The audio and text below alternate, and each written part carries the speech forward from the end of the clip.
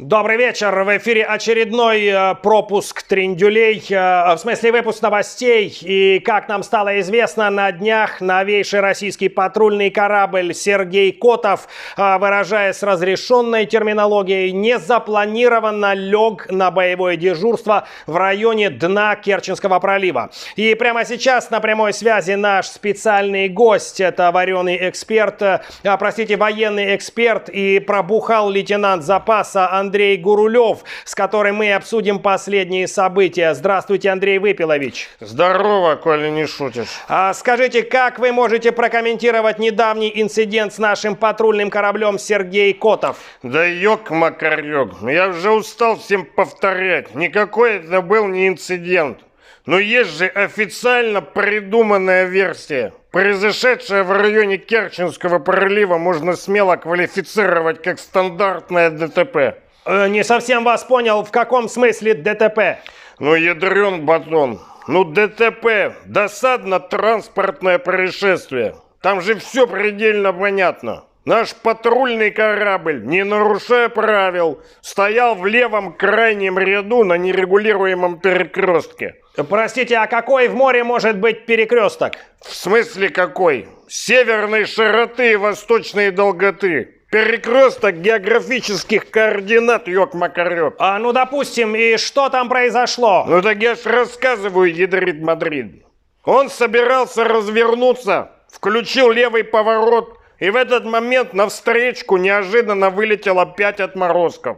Простите, каких отморозков? Ну, эти безэкипажные катера украинского Дараноморского флота. На бешеной скорости, в ночное время, с выключенными фарами. Мало того, что поперли через двойную сплошную, так еще и на красный сигнал светофора. Какого светофора? Это же Черное море. Ну хорошо, пусть будет на черный сигнал светофора. Какая разница, ёкарный картуз? Да-да, действительно, продолжайте. Ну, наш корабль в тот момент посигналил им из крупнокалиберного пулемета, но их это не остановило. Чудом удалось избежать лобового столкновения. 3 отморозков влетело ему в бочину, и еще 2 поцеловали в задницу, ядрёна кочерышка. Ну, то есть в итоге им удалось потопить наш корабль? Да ёшки-матрёшки. Ну к чему эти пессимистические интерпретации? Можно же выразиться по-другому. Теперь данный корабль регулярно может присутствовать на дне военно-морского флота России. А это, между прочим, для всех нас большой праздник ядрить колотить. Но в этой всей истории, кстати, есть и положительные моменты. Правда? Какие? Это уже 4-е ДТП с этим кораблем и украинскими надводными дронами. Причем первые 3 раза им его потопить не удалось. И только сейчас 1 раз удалось. Так что можно уверенно сказать, счет 3-1 в нашу пользу. Короче, все чин-чинарем. Позвольте с вами не согласиться, ведь мы же потеряли целый корабль, который защищал Крымский мост. Позвольте с вами не согласиться. Ни хрена он был уже не целый, это во-первых. А во-вторых, нахрена нам нужен такой корабль, который даже себя защитить не может, не говоря уже про Крымский мост. Так что вода ему пухом, ржавый якорь мне в копчик.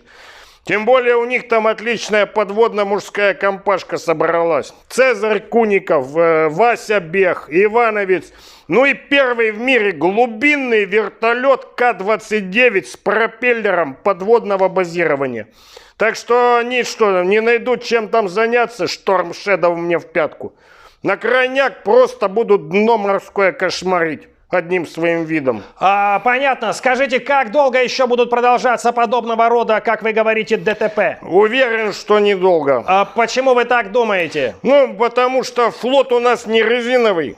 Хотя, если все-таки дальше будет продолжаться, то есть большая вероятность, что в скором времени флот у нас будет только резиновый. Таурус мне в селезенку. А для меня это даже лучше. Почему? Потому что в календаре появится еще один праздник. День военно-резинового флота России. А это значит еще один повод выпить за российский флот до дна.